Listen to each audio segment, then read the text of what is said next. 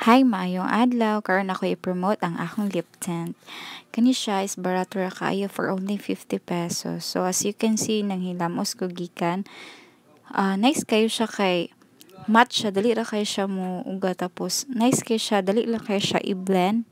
And ganahan kay ko sa gamiton kay dili siya sticky, dili siya kanang dili siya para sa uban bitaw nga kanang pag tuwad nimo mutulo siya, ibutang siya sa bag mausik, so hinana siya kamat, stain siya, tapos di siya bugat sa lips, super nice kaayon. Nice yung kayo inana ako karon ako daily na ako nga ginagamit ang iView AYB nga lip tint. Tsada ka siya na siya line nga shade, so inana siya, di na ko gabutang, so wala na ko nagbutang cream ana ha, so naara iyang shade.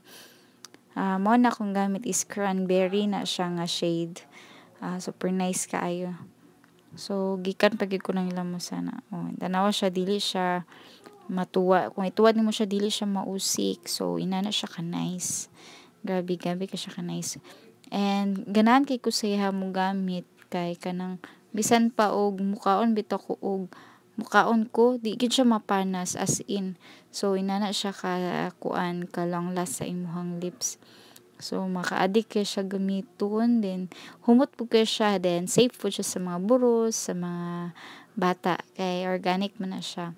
So muna naka-nice, then barato ra po kay siya for only 50 pesos. Kung gusto mo mag-order, pwede ko niyo i-PM sa Facebook. So narang walay ring light.